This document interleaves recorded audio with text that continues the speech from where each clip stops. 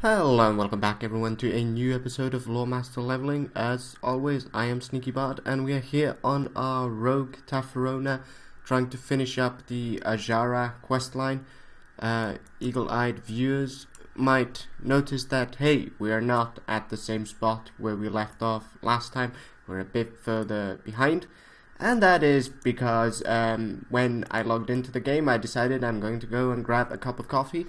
And didn't remember to put my character in stealth, so one of these Makuras, I think Makrini, but it's a Makura, the species is Makura, decided to kill us, so we pulled back a bit further to put our character into a more safe position. Let's also remember to put our stopwatch on here, so that we do not make super long episodes as we have done in, say, U4 or Thief when we've forgotten to do that, or even Tyranny. This stopwatch is so handy though for WoW. I do like it for that reason. So yeah, what we are doing now is we are continuing with the quests that Earl, apparently the G is silent, he told us, gave us in order to find Azuregos, because the blue dragonflight's aspect, Kalek, decided that he needs to go and find Azuregos to save him from the black dragonflight trying to wipe out the last remnants of the blue dragons. So yeah, this is what we're doing. We're picking up these leaves for Earl so that he can brew himself a potion to remember where exactly Azuregos, or Azzy as he calls him, is, because apparently Murlocs have trouble with short-term memory. Just like I do. Tend to forget things, important things even. And the sound here is a bit loud for my liking, so that should be a bit tweaked. Hopefully that doesn't impact you too much, but yeah. Alright, so as I told you last time as well, once we're finished here with these quests in Ajara, we should be level 20, we're almost level 19, and then we will just head over to Ashenvale and do some more Night Elf, Burning Legion, Orc related lore, because that zone is just full of that, and then we'll see where we go next. We will not go to Stone Talon Mountains though, because I do not like that zone. I was talking previously about going to Stranglethorn to do some precious troll lore, so that's probably what we're going to do, but we will have to see that when we actually get to that stage of the game. I don't think that's going to change, but hey, it never hurts to hold the door open. There we go, we've killed all the Makrini. Yeah, that name shouldn't be that difficult to pronounce, but apparently it is. It doesn't help that it's relatively early for me. Not that it's early in the morning, as you can see, it is 2 o'clock in the afternoon after all, but it is early for me since I had a late night last night, so got home quite late, and because of that, overslept. Let's go and gather some simmering droplets. Apparently this works really handily like this. We just go close to the wild water splashes, and then we just absorb the water with the sponge that Earl kindly gave us. Our enchanted Ajari sea sponge. Here we go. Come on. Sometimes the sponge seems to be a bit too slow. The mobs get a couple of hits in on us, but nothing that should worry us overly. Other news for the channel. You probably will have seen this already, because this goes up a bit later on in terms of the actual date. You can see this is the 7th of October when I'm recording this, but this won't go live actually before in 2 weeks, Could it be 2 weeks? I mean, I'm essentially 1 week ahead, so probably it will go online in 1 week. So not next week, but the week after that. And what we will start doing next week on the 10th is we will also start playing a bit of the new Shadows of Mordor game, Shadows of War. So that will be a new Let's Play series that we will start, which is obviously super exciting for us. Anyone who loves stealth action gameplay, great game to try out.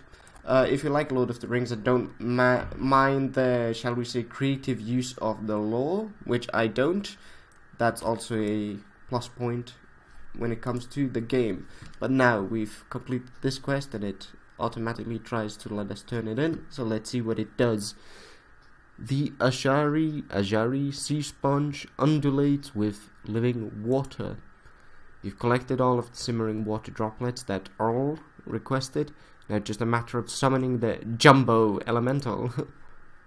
Oh, and we gained a level. No ability though, just a level. Earl indicated that you should be able to use the Engorge Ajara Sea Sponge to summon a Jumbo Elemental near the Tower of Eldara to the northeast. So, here we go.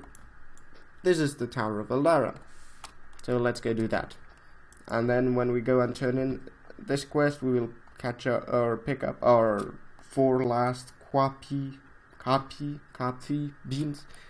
No idea how to pronounce that, but I guess since it's a made-up word, we can just choose whatever pronunciation we want at any given moment. So that is the good thing with made-up words. But yeah, so we did gain a level, no abilities though, but next level we will get our Nightblade ability, which is a finishing move that infects the target with shadowy energy, dealing shadow damage over time and causing attacks against the target to reduce movement speed by 50%. So essentially this is the rupture with subtlety flavor basically. And we also deal 15% increased damage to enemies inflicted by Nightblade.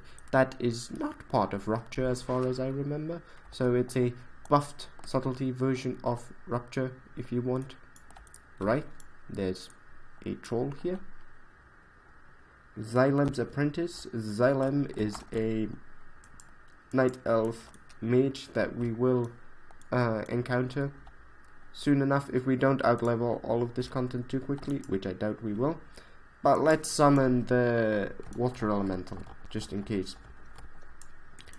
Xylem was here also during vanilla, but I don't think he actually had any quest associated with him. He just did some weird stuff, standing around magical runes, giving a crazy sort of rambling dialogue. Maybe he was a YouTuber, maybe. That could explain it, but yeah, that was his purpose as far as I remember it. I'd actually have to Google it and see if the handy folks at WoWWiki or WoWpedia have anything more to add to that, but that is how I remember him. So, for the purpose of this episode, that is what Xylem was back in vanilla, but if you have a better memory than me on this subject, do put that down in the comments. We love to learn new things after all and be corrected from time to time. We are after all getting old and our memory isn't what it used to be. Yes. Poor us. But that is the way things work after all. So yeah, there we go. Nice August dooming and glooming on the horizon. And I'm really looking forward to getting my Tauren finally up to level 110 so I can actually start experiencing August a bit more, because uni work is keeping me quite busy, as is the channel. So at the moment, the free time that I do have from anything at all, when I can basically choose what to do, is neatly divided between going out for a drink or watching Daredevil and Handmaid's Tale at the moment. So the Tauren Druid, the kitty, sadly doesn't get that much love. Poor guy. But luckily we do have our class hall quests, which give us some XP, so he is leveling slowly but surely. So that is one good thing about class halls in this specific situation. That is something I do have to agree with. Even though I'm not the biggest fan of them, they're definitely better than Warlord's garrisons, but I'd rather see something different done with that development time, like say, let's put that together into a new megacity or a new zone or new dungeons, and let just players congregate naturally in the world wherever they want, instead of like shunting them into artificial class halls. Even though the story is super good around them. I mean, all the class hall stories that I've experienced so far, mostly concentrated around druid, rogue, priest, not death knight, sorry, demon hunter. They have been really enjoyable, but I think that there was no necessity to have something like a class hall mechanic to tell that sort of story. I don't think Blizzard really wanted to get rid of the garrison idea, and that's why they ended up having class halls. It was kind of like, yeah, garrisons weren't good, but we can't really like take them out after one expansion. We will sort of phase them out and do something slightly different with them, because I do have to agree that from a game design perspective, the missions are quite, shall we say, addictive. I do log in from time to time during the day just to like refresh the missions and do new missions, so it does keep people logged in, and that is after all what Blizzard wants. So from a game design perspective, it is a good feature. But yeah, let's continue with our questing and turn in these quests. Okay, a little pick me up. So tired, it's hard to concentrate. Beautiful beans, they smell absolutely delicious, don't they? I wouldn't know, but I assume they do. Alright, we turn that in. That's just rude, so too mean? Nah, not too mean. They deserved it. I don't gum up their plants, not ever. So the Macrini were eating his plants, and that's why we killed them. And full of hot water. You're back. Convenient, no. Who needs hot springs anyway? This is perfect. And we do get a new chest armor piece that does give us more stats. Nice. Did we get anything else that was better than what we already had? No, this is basically the same. Alright, wash out. Delicious. As he always trying to get his hands on magical artifacts. Said he was trying to make friends with that archmage person. Xylem. Xylem has lots of apprentices. Takes in all kinds. Bones them out. Leaves them wandering all over. High turnover. Last one was last night. Headed over toward that big Goblin tower construction thing way west. Maybe he'll help you meet Xylem. Maybe Xylem knows where Azzy is. Play nice. Okay. Wow. We got a turtle that's taking us there. Handy, since we might get lost. That is, after all, the thing that we do. At least when it comes to Thief, we do tend to get lost quite a bit. Nice stories regarding that. No deaths yet to getting lost, at least in Thief. Just weird claustrophobic notions of I just want to get out of this place and I don't know how. But probably there will be some deaths in the future because we get lost, especially when we start getting into the more zombie infested parts of the game. We've already survived the Bone Horde, but that was actually an easy zombie level in my opinion. But yeah, so now we're going to meet Xylem and hope that Xylem tells us where Azuregos is. But first we actually need to go and talk to one of Xylem's apprentices, who will tell us where Xylem is, hopefully. It's a classical, I know a person who knows a person who might know a person. But we will see what happens there. Hopefully we will not be one of those apprentices that Xylem burns out. I will tell you that much though, that we will become one of Xylem's apprentices, and there is platforming and all sorts of stuff like that I hate in games because I'm super bad at them. So we will probably rack up more than a few deaths trying to do those quests. So yeah, poor Tafrona has to be prepared to enter the Shadow Realms quite a few times here.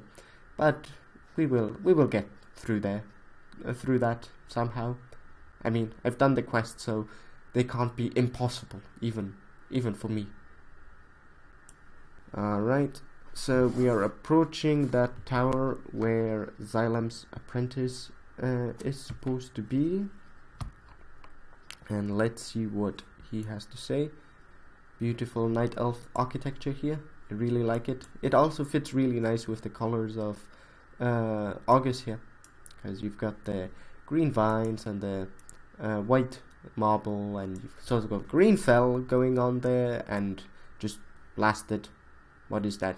Not nuclear wasteland, but sort of WoW's equivalent to it. And there in the back we have the Goblin Bilgewater Harbor as well. That kind of does what goblins do best, disrupting the scenery. But goblins wouldn't be goblins if they didn't try to change things. They are, after all, very obsessed with technology, in a good and a bad way. Without them we wouldn't have all that nice steampunk vibe to WoW. Where is our mount taking us? I thought that was over there where he was going, but no, apparently not. Let's open our map. Okay, we should be here. Oof, we would definitely have gotten lost trying to get here. Or I might have opened my map sooner and realized where to go. So yeah. Ah, there we go. There he is. Oh, he's not even a goblin apprentice. There's a Sorata fire spinner and blood elf. Yes, glory to the Sindorai. Sindorai being the blood elf name for themselves. So we have the Sindorai, the blood elves, the Kaldorai, the night elves, and the Queldorai, the high elves, the people who didn't join Kel'Thas. So the original, what blood elves were before they were called blood elves, basically. Okay, let's read this. Look, buddy, I was in your shoes not a week ago. Big, powerful Archmage actually takes on apprentices. Who could pass up an opportunity like that? Sometimes things really are just too good to be true. You tell that to a goblin. Alright, dressed to impress. Every man's got to learn his own lessons, I suppose. Here, take my wizard hat. I have no doubt that he'll take you on as an apprentice. If you look at the role, you just might have to jump through some hoops first. Literally. Yes, tiny flaming hoops suspended over spikes with spinning blades on the other side. You should be able to find an image of Xylem on top of that hill to the northeast. So let's go there. And we have some other quests here. Wow, we are leveling super quickly. So we will see, are these Xylem related? If they're not Xylem related, we might actually skip them. Okay.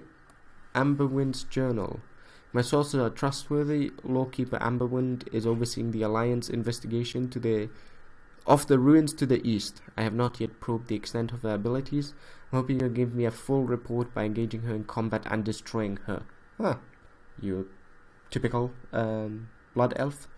Destruction, especially of night elves. Where was I? There we go. With a title like Lawkeeper, I'm guessing Amberwind will have a journal on her that'll tell us exactly what those night elves are up to. Fetch that journal for me, no need to run back. Use their own scrying stones to contact me remotely. Oh, how handy. And here we have an orc, Hugrum Bloodfist, the Blackmaw Scar. Oh, the Furbolgs. Yes, we can actually introduce the Furbolgs now, since this is going to be the first time we'll see them. So, the Blackmaw Furbolgs that live in this area have broken rank with their Timbermaw brethren as we began to aggressively settle Azara. They've gone wild rogue and harass our forces at every turn. Worse, we have seen them engaging the Night Elves from Tolrendis on friendly terms. We cannot allow the two to ally. Just southwest of here, you will find a great scar across the earth where my scouts report Night Elven activity. Slay them and gather any intelligence you find. Alright. This will probably be the last quest hub that we will do, because I don't want to level too far over level 20, as what we want to do is go to Ashenvale here at level 20 when Ashenvale becomes available, and sort of try and keep to the level distinctions where it is like, okay, this zone is level 20 to 25 as far as possible, just for pacing. But yeah, so let's go over here. Where do we have? There we have So let's go and do Amberwind's journal first. Let's kill the Night Elf. Good old assassination mission. Really made for rogues, and I really like it because it just gives you that much more of a feeling that you can use your class's toolkit of stealth in a nice way. Always had a great deal of fun with those types of missions because you can sort of customize them for yourself as a rogue. You can go in there like any other class and kill all the mobs you find. That is fun. Or you can try and do it with a bit more, shall we say, finesse, and only try and kill the target that you are supposed to kill.